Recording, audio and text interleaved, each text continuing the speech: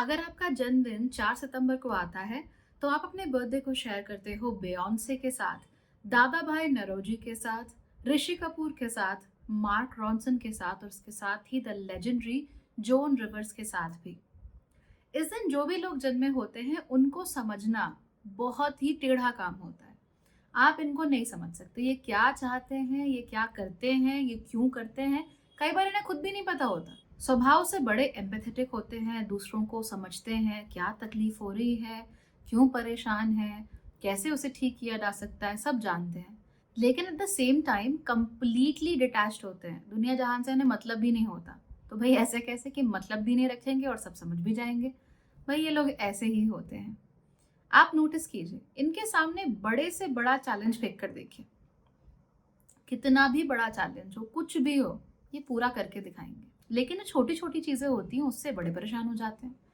तो जिंदगी में कोई बहुत बड़ा तूफान आ गया, एकदम तैयार है कमर कस के, पूरा तलवार वलवार हाथ में लेके, they are ready to fight. But अगर इंटरनेट स्लो हो गया, देन दे एक्ट लाइक कि बस पूरा आसमान टूट पड़ा, दुनिया सब पागल है और इनकी दुनिया ही उजड़ गई।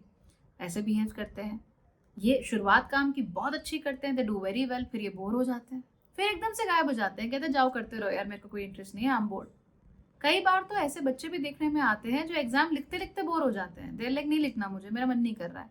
फिर वो चेक करते कह रहे अच्छा 50 नंबर है, चलो पास तो हो ही जाऊंगा, छोड़ो यार किसे करना। ऐसा भी नेचर होता है इन लोगों का बहुत बार।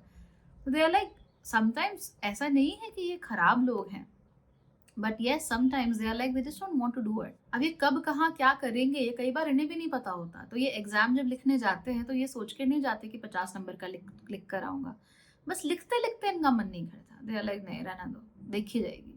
तो ये इनके नेचर बहुत होता है सामान्य रूप से। अब हमने जिनकी बात की, बियॉन्से हैं, दादा भाई नौरोजी हैं, वो तो बहुत बड़े लोग हैं, बहुत फोकस के साथ उन्होंने अपनी पूरी जिंदगी में काम किया है। लेकिन जो एक सामान्य एवरेज September 4 वाला व्यक्ति है, वो हो जाता है बोर। उसको बहुत लंबे समय तक ये चीज़ पे फोकस कर पाना उसके लिए आसान नहीं है। और ये जो बोरियत वाली फीलिंग है ना, यार सब वैसा ही है, कुछ चेंज ही नहीं हो रहा, वो उसके अंदर बहुत ज़्यादा होती है। They are like change it, change it, change it, फटाफट चेंज करो इसे, फटाफट कुछ नया लाओ, ऐसा इनको चाहिए होता है। कमाल की बात यह है कि जल्दी बोर तो हो जाते हैं, लेकिन एनर्जी भी बहुत ज्यादा होती है। तो फिर से यहाँ कॉन्ट्रडिक्शन आया ना इनके नेचर में। एनर्जी बहुत ज्यादा है, कभी भी पड़े नहीं रहते ये लोग, कुछ ना कुछ इनके दिमाग में चलता रहता है, कुछ ना कुछ सोचते रहते हैं, कुछ ना कुछ करते रहते हैं, कहीं ना कहीं एंगेज ये हमेशा होते रहते हैं। इन्हें कुछ चाहिए, कोई ऐसी जगह होनी चाहिए जहां इनकी एनर्जीज लग सके। अगर एनर्जी उनकी नहीं लग रही होती, फिर ये तांडव करते हैं घर पे।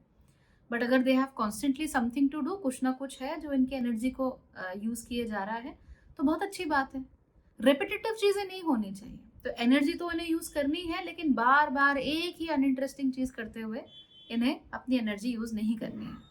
अब इतना सब होने के बावजूद भी, इतना इजीली बोर हो जाने के बावजूद भी, इनकी सुपर पावर ये होती है कि ये प्लानिंग बहुत अच्छी कर लेते हैं। फ्यूचर में देख पाते हैं कि अगर मैंने ये स्टेप लिया तो इस स्टेप से ये होगा, फिर ये होगा, फिर ये होगा।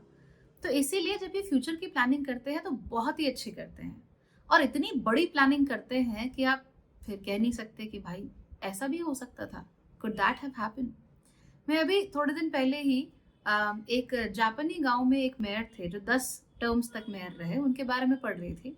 जापान के उस गांव का नाम है शायद फुडाए या फुजाए, आई थिंक फुडाए है। तो उन्होंने कहा कि मैं गांव के जो बाउंड्री है वहां पर एक 50 फुट ऊंची दीवार बनाना चाहता हूँ, ताकि अगर भविष्य में कोई ऐसी स्थिति आए जहां पर समुद्र का जल स्तर बढ़े या कोई और तकलीफ आए, तो उसकी वजह से हमारे गांव में कोई नुकसान ना हो, कोई प्रॉब्लम ना हो। ठीक है। तो जो गांव के लोग थे, उन्होंने कहा कि भाई 50 फीट ऊंची दीवार, ये क्या बोल रहे हो, 50 फीट ऊंची कैसे हो सकता है कोई लहर, और अगर ऐसी लहरें कभी हुआ भी करती थी तो अब तो नहीं आती, अब तो जमाना बदल गया, ऐसा है वैसा है। उन्होंने कहा नहीं जी, 50 फीट ऊंची ही बनेगी। लोग लड़ने लगे, कह रहे कि नहीं आप पैसा वेस्ट कर रहे हो, ऐसा है वैसा है। उन्होंने कहा आप केवल 20 फीट ऊंची दीवार बनाइए। उन्होंने नहीं माना, उन्होंने कहा कि नहीं जी, बनेगी तो 50 फीट ऊंची ही बनेगी। आखिर में गांव में उन्होंने अच्छे काम किए थे, उन्होंने खूब अपनी बात को लेकर खूब लड़ाई लड़ी, कहा कि नहीं जी 50 फीट ऊंची ही बनेगी, लेकिन आखिर में उन्होंने 51 फीट ऊंची बनाई। देर लाइक लो मरो।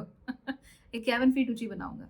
51 फीट ऊंची वो दीवार उन्होंने बनाई, और जब सुनामी आई थी आखिरी बार, तो उनके गांव को कुछ नहीं हुआ। क्यों नहीं हुआ?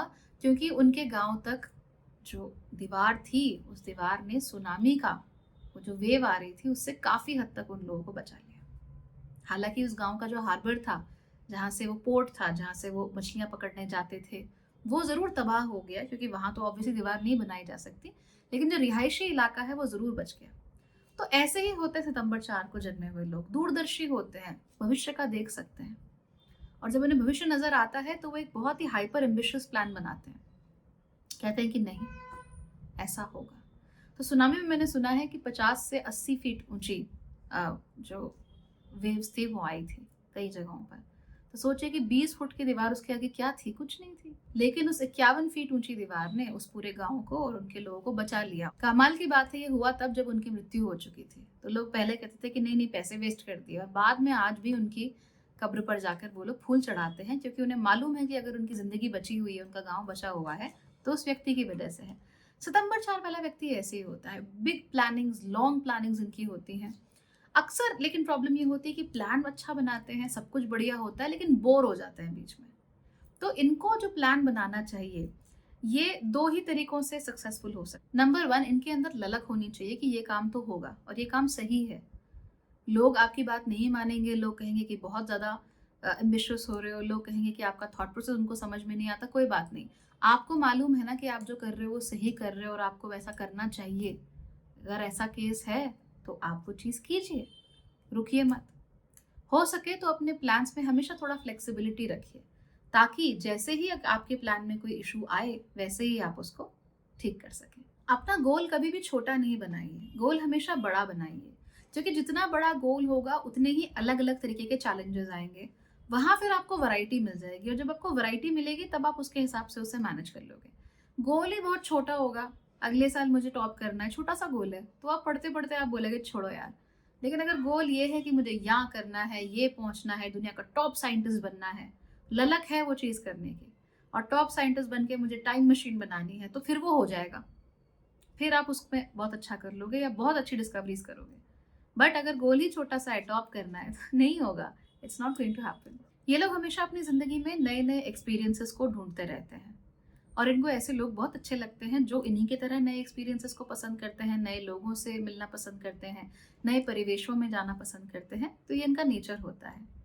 और इनकी सबसे अच्छी क्वालिटी और सबसे बुरी बात, वो दोनों एक ही होती है और ये कि वो पास्ट को कुछ नहीं समझते। जो बीत गया उसे वो कुछ नहीं मानते। जो बिताया गया है उसे वो कुछ नहीं समझते। दे आर लाइक छोड़ो, it does not matter anymore. तो अच्छी चीज़ तो ये होती है कि इनके साथ अगर कुछ बुरा हो तो उससे भी बहुत ईज़िली मूव ऑन कर जाते हैं। लेकिन खराब चीज़ ये होती है कि ये लोग समझते नहीं हैं कि पास्ट हमारे जीवन का हिस्सा है। उसको आप 100% नहीं हटा सकते। हो सकता है कि आपको ऐसे याद ना रहे कॉन्शियसली, पर जो आपने बिताया है, जो आपने झेला है, वो हमेशा आपकी ज़िंदगी का हिस्सा रहता है। आप उसे कभी डिनाई नहीं कर सकते। और क्योंकि वो आपकी ज़िंदगी का हिस्सा है, इसलिए वो अपनी छाप कहीं न कहीं छोड़कर जाता ही है। जस्ट बिकॉज़ आपको कॉन्शियसली कोई चीज़ याद नहीं है, इसका मतलब ये नहीं कि वो चीज़ है ही नहीं। तो ये लोग क्या सोचते हैं, उनको लगता है कि we can always start with a clean slate. लेकिन ऐसा नहीं होता। ब्लैक बोर्ड पर भी नया ब्लैक बोर्ड जो होता है उसकी चमक अलग होती है और जिस पे बार-बार लिखा जा चुका है, बार-बार मिटाया जा चुका है, वो डल हो जाता है और पुराने लिखे हुए की छाप ज़रूर उसमें रह जाती है। तो आप 100% नहीं रिमूव कर सकते। लेकिन ये लोग क्या कहते हैं छोड़ो यार, मिट्टी डालो, आगे बढ़ो। Let's start again, let's start fresh. हमेशा ये लोग ऐसी बातें बोलते रहते हैं। Let's start again, let's start fresh, ये सब बातें ये लोग बोलते रहते हैं। लेकिन दिल में जो दबा है, जो उन्होंने किनारे कर दिया, जिस पर ध्यान नहीं दिया, वो चला तो नहीं गया ना, वो तो रहता है।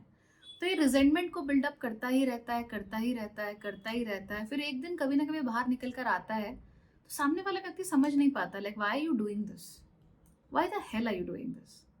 दो एग्जाम्पल हम ऋषि कपूर और बियॉन्से के रूप में ले सकते हैं।